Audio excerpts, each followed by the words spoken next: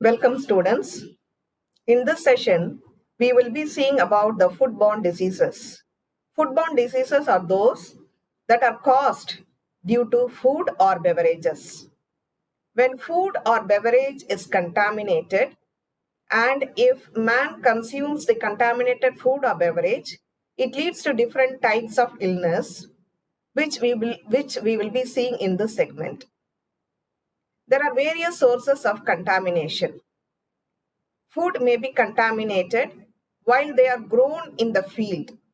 For example, the vegetables or the crops may get contaminated while they grow in the field due to the microorganisms that are present in the soil or that are present in the water or even in the air. Likewise, the animal food may also be contaminated through various sources like water, air, or due to handling, or they may get contaminated when they are transported, like when they are carried in certain containers, utensils, and if those utensils or the containers are not properly made sterile, then that also could be a source of contamination. So when man consumes these contaminated food, it leads to different types of diseases. Animal foods like milk, meat, fish, egg, etc. should be thoroughly cooked before they are consumed so that they are devoid of microorganisms. The vegetables and the fruits, when they are consumed raw, then there is a possibility of contamination or there is a possibility of microbial load. So they should be thoroughly washed so that the microbial load is reduced while the consumption or during the consumption of raw vegetables or fruits. And there is a possibility of contamination when an infected person handles the food. When a person has a particular illness, and if that person handles the food, then the microorganism present in that person may get transmitted to the food. And that is also a mode of transmission, and also it can lead to foodborne diseases. Let us now look into the details of foodborne diseases. Definition of foodborne disease: a disease which is either infectious or toxic in nature, caused by agents that enter the body through the ingestion of food, is called as foodborne disease. So it occurs due to the consumption of food which is contaminated, and that is why the nomenclature foodborne disease. Foodborne diseases are classified like this as shown in the chart. For convenience sake, I have divided or split this chart into the following slides. Let us look into them one by one. The foodborne disease are primarily classified into poisonings and infections. Foodborne poisonings and foodborne infections.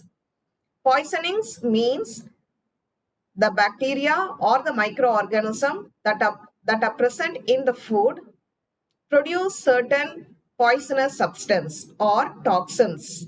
That is why it is called as poisoning. And the bacteria that is present in the food may cause infections. So it is called as the foodborne infections. The foodborne poisonings are further divided into chemical poisonings and intoxications. Chemical poisonings indicate that there are chemical substances present in the food that has been produced by the microorganisms. These chemical substances can cause infections or diseases in the human beings, and therefore it is called as chemical poisonings. Similarly, the microorganisms are capable of producing certain toxic products. Poisonous products can be produced, which are called as the exotoxin or the endotoxins. These toxins produce infections in the human being, and therefore it is called as intoxications. Similarly, in the foodborne infections, they are further divided into enterotoxigenic and invasive. Enterotoxigenic means they invade the gastrointestinal tract. the microorganisms enter the gastrointestinal tract of the human being and produce plenty of problems in the gastrointestinal tract due to the action of the toxins. Similarly, invasive means the microorganism invade various parts of the human body. They invade the organs or they invade the various parts of the human body, and therefore it is called as invasive. So this is actually the continuation of the earlier slide. I will show it again. So here we see under the poisonings, intoxications. So now we'll be seeing about the further classification of the intoxications. So the intoxications are further classified into poisonous plant tissues, poisonous animal tissues, and microbial intoxications. The intoxications, as I told earlier, is due to the toxic substances that are produced by the microorganisms. But here we are further classifying them into poisonous plant tissues, intoxications that are produced by the poisonous plant tissues, the infections that are present in the plant tissues. If the plant tissues are already infected, and if that infected plant tissue or if that plant tissue that has been decayed is consumed by human being, then it can cause infections in the human being because it was earlier infected. And similarly, poisonous animal tissues. If the animal tissue has been contaminated, if there are microorganisms in the animal tissue, and if that animal tissue has been accidentally consumed by the human being, then it can cause diseases in the human being. Similarly, if there are microorganisms in the food, be it vegetable or the plant food, the microbes grow on the food and they produce the toxins, which are nothing but the poisonous substances. This in turn can infect the human being. Again, we'll go back to the parent slide. So as we saw earlier, the foodborne diseases, they are classified into foodborne infections, and foodborne infections again are classified into enterotoxigenic and invasive. These two, enterotoxigenic and invasive, are classified into various types, which we will be seeing in the following slides. Here comes the enterotoxigenic and the invasive classification. We shall see the enterotoxigenic and the invasive classification in this slide. Enterotoxigenic means when there is an infection in the enterogastron or the gastrointestinal system or the digestive system. So the infection in the enterogastron or the gastrointestinal system occurs due to sporulation. Where does sporulation occur? Sporulation occurs in the microorganisms. The microorganisms produce spores, like the bacteria, like the algae, fungi, they produce spores. And these spores are capable of growing when there is a conducive environment. So, when the spores enter the gastrointestinal tract of the human being, the microorganism grow and they start producing different types of diseases. And the next classification there is due to growth and lysis.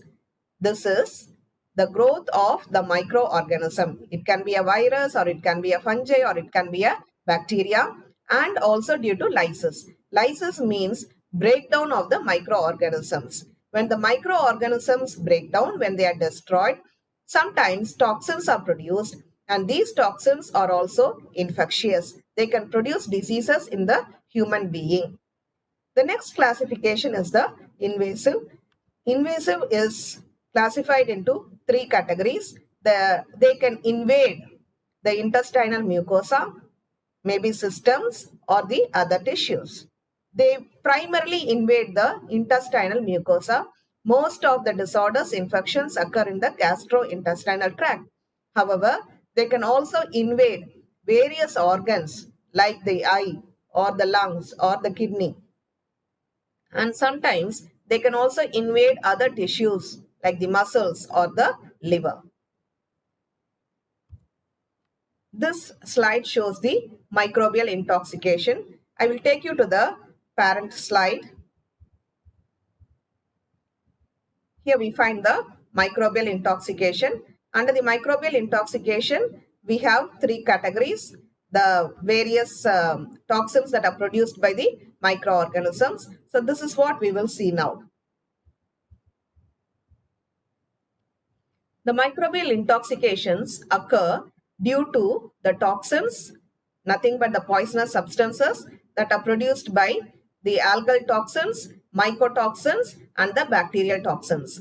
Algal toxins are those produced by the algae, mycotoxins are those produced by fungi, and bacterial toxins produced by the bacteria, as the name indicates. Bacterial toxins can, however, be of three types. They can be enterotoxins when they infect or damage or cause disturbance in the gastrointestinal tract.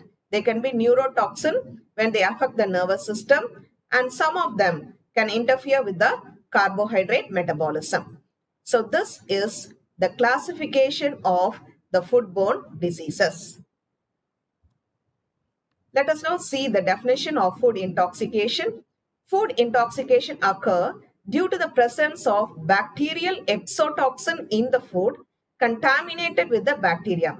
Bacterial exotoxin means the toxin is produced by the bacteria and it is contaminated with a toxin. Actually, the toxin that is produced by the bacteria is more dangerous in this condition. There are various types of food intoxication. Let us see them one by one. We shall see about the bacterial diseases in this section.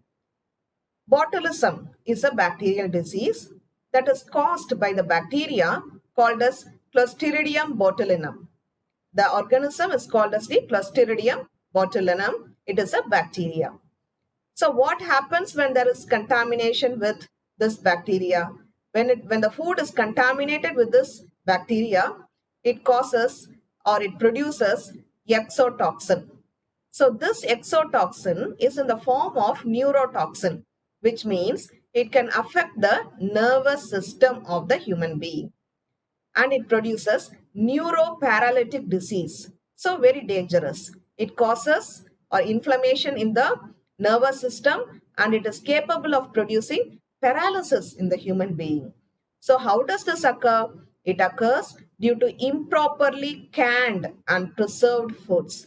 When the food is not properly preserved and if the canned food is not properly autoclaved, then it can cause this disease. So while we purchase food cans or tins, we should see that the cans are not blown out. If the cans are blown out or if there is a swelling or bulging in the tins or the cans, then it indicates that there is some problem, that there is some microorganism in the cans and probably they would be of the type botulinum. Therefore, the swollen cans or those cans that are blown should not be purchased. So what happens when a person consumes food that is contaminated with the microorganism Clostridium botulinum? It leads to blurred vision. It paralyzes the eye. So the eye muscles are paralyzed. So there is vision problem. It affects the vision. There is swallowing difficulty because there is paralysis of the pharyngeal muscle. The person is not able to swallow the food because there is paralysis of the pharyngeal muscle. The pharynx is common for both the respiration as well as the digestive system, and it is here where and it is through this the food is swallowed using the pharynx and there is swallowing difficulty because of botulism. And as I told, pharynx is common for both swallowing and also for respiration. It causes breathing difficulty also. And ultimately, it can cause death of the person. So it is a very dangerous infection that is caused by Clostridium botulinum and the disease is called as botulism. Here you can see the signs and symptoms as I said earlier. Facial nerve paralysis, dry mouth and throat, nausea and vomiting. There is abdominal distension due to accumulation of gas, problem of urination, weak muscles, and tachycardia. It affects the heart also. There is slurred speech and there is double vision, as I told earlier, blurred vision.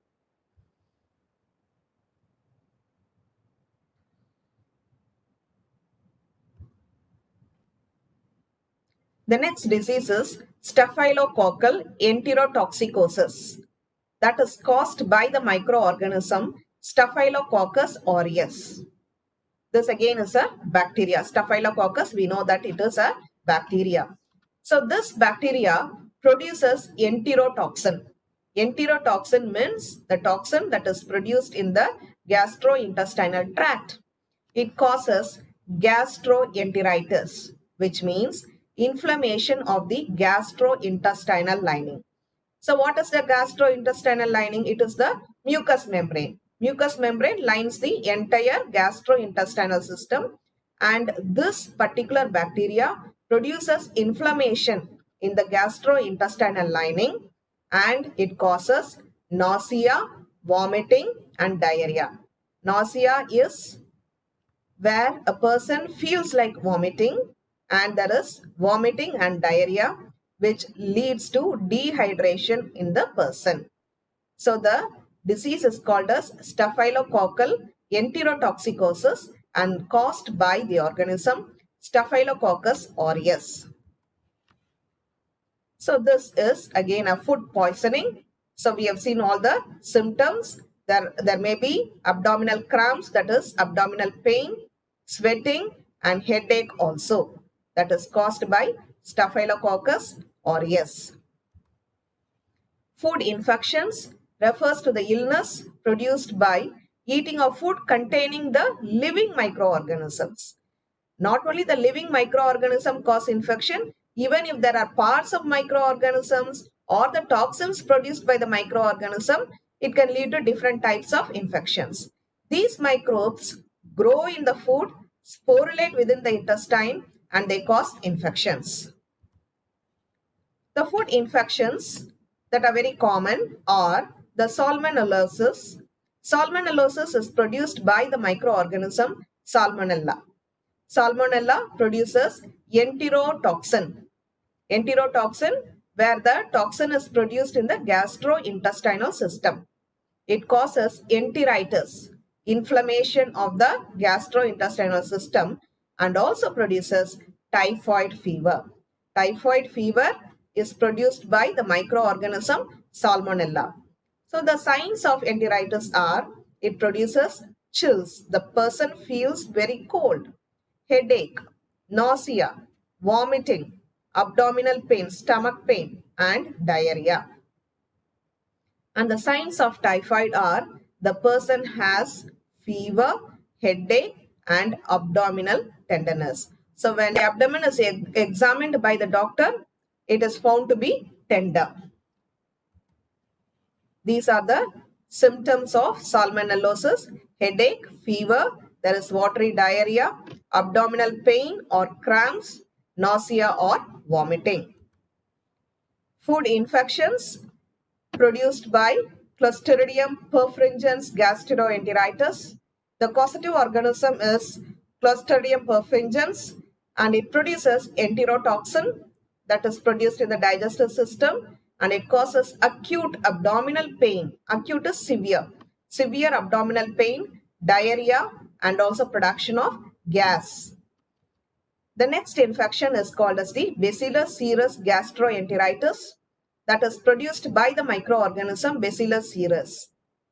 So all these are related to the infections produced in the gastrointestinal tract. Bacillus cereus produces diarrheal syndrome, nausea, and abdominal pain. They also produce diarrhea, emetic syndrome. Emetic syndrome is where there is a tendency to vomit, nausea and vomiting.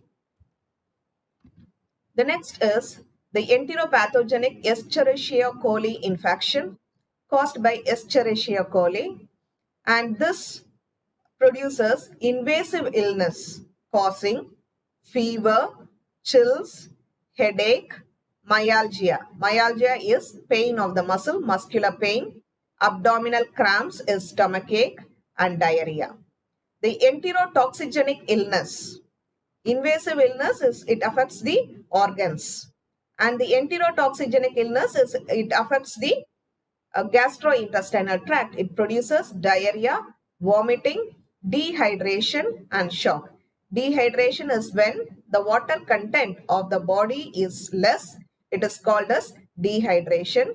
This can lead to shock of the individual and it can even lead to death of the individual. Yersinosis caused by Yersinia enterocolitica.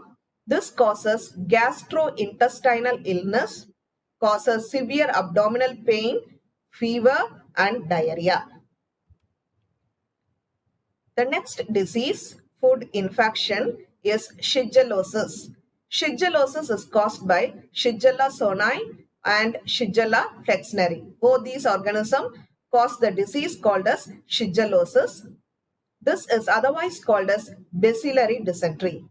Bacillary dysentery is the dysentery caused by bacilli, bacteria, which is nothing but Shigella. And it causes abdominal cramps, severe cramping pain in the abdomen, fever, chills, diarrhea, watery stools containing blood and mucus. So when a person is having watery stools or diarrhea, there is also presence of blood and mucus. So this is called as bacillary dysentery. We also have another type of dysentery called as amoebic dysentery that is caused by amoeba, but their presence of mucus and blood may not occur. Here there is presence of mucus and blood in the diarrhea. The next disease is called as the Vibrio parahemolyticus infection caused by Vibrio parahemolyticus, and this causes abdominal pain, diarrhea, watery stools with blood and mucus, nausea, vomiting, fever and headache.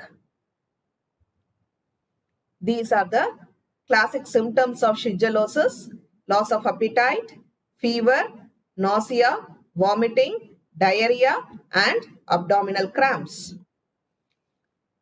Not alone bacteria, but also viruses cause various types of infection.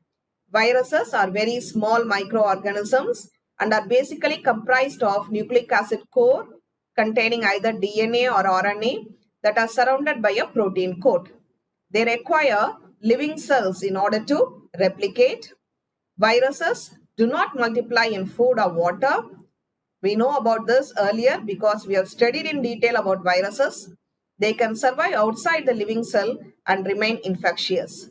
Enteric viruses are stable and are resistant to acid.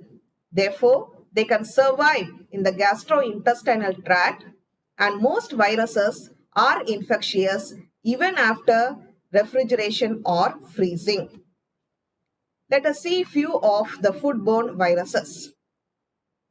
A very important virus is that which causes poliomyelitis. Poliomyelitis is caused by the virus poliovirus. It produces fever, vomiting, headache, pain in the muscles, and it also leads to paralysis of the muscle, and the person becomes impaired. The impairment may be total or partial. It may affect one limb or several limbs. That is, it can affect the hands or leg of the individual and also sometimes other parts of the body. That is why poliomyelitis is very important. So, our government is aiming at producing polio-free India, and that is why every year, twice a year, the government announces that polio drops, oral polio drops should be given to the children. Here we find the symptoms of polio: fever, sore throat, headache, vomiting. There is fatigue in the individual, back pain or stiffness, neck pain or stiffness in the neck. There may be pain or stiffness in the arms or the legs. There can be muscle weakness or tenderness, and also sometimes meningitis. Meningitis is inflammation of the brain.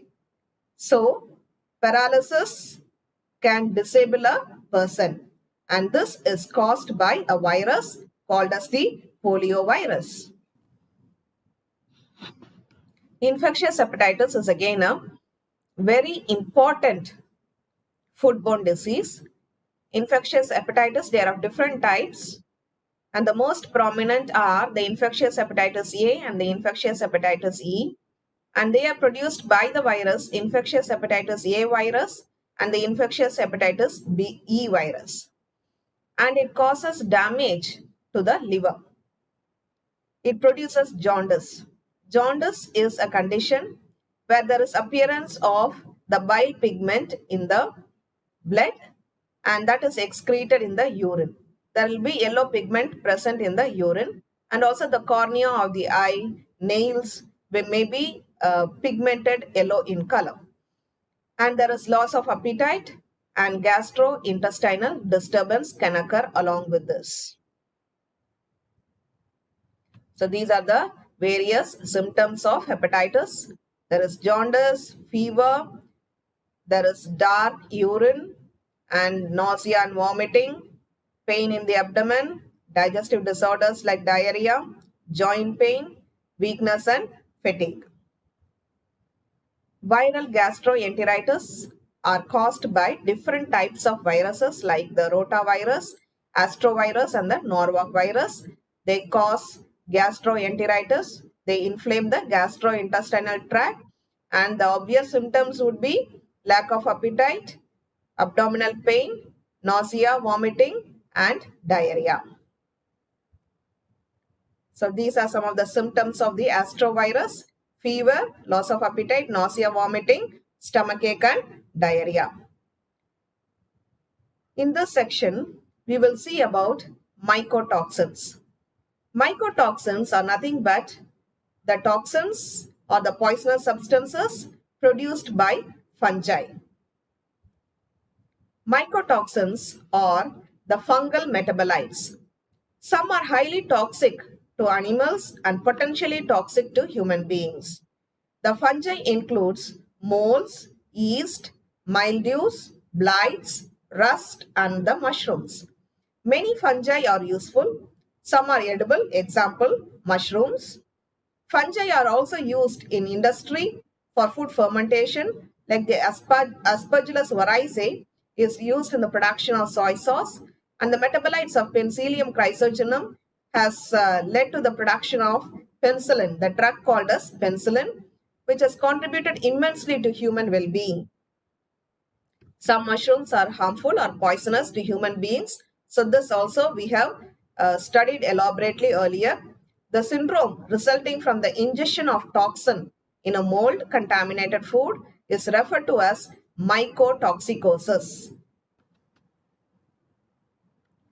Let us now look into the mycotoxins and their effects on the health of human being. Aflatoxin, that is very common, is produced by Aspergillus flavus. Aspergillus flavus contaminates millets and the corn. They are found to be carcinogenic. Carcinogenic meaning they can cause cancer, and they are also toxic to animals including human being. Patulin is the mycotoxin that is produced by Penicillium expansum. Penicillium expansum usually is present in the apple products, contaminated apple products, and they are also found to be carcinogenic and toxic to animals. Ochratoxin A is produced by the mold Aspergillus osteonus and Aspergillus petrarchi. They contaminate corn, wheat, and barley.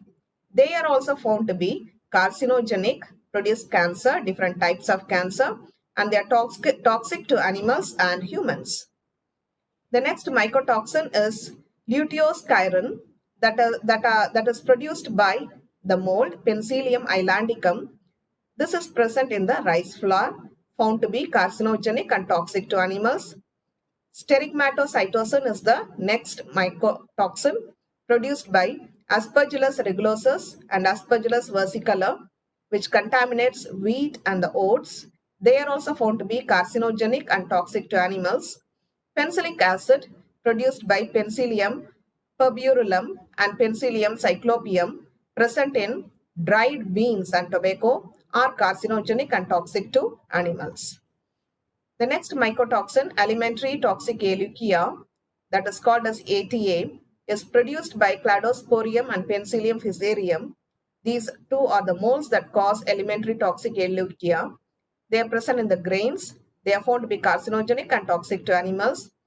The next mycotoxin is Roquefortin, that is produced by the mold Penicillium roqueforti, which is present in the cheese, which contaminates the cheese. Of course, Penicillium roqueforti is used to produce the roqueforti cheese, but sometimes when there is more of this growth of the fungus, it can cause cancer, and it is also found to be toxic in the animals. In this section, we saw elaborately about the foodborne diseases that causes foodborne infections and foodborne intoxications. And we also saw about the various mycotoxins and how they affect the human health. Thank you.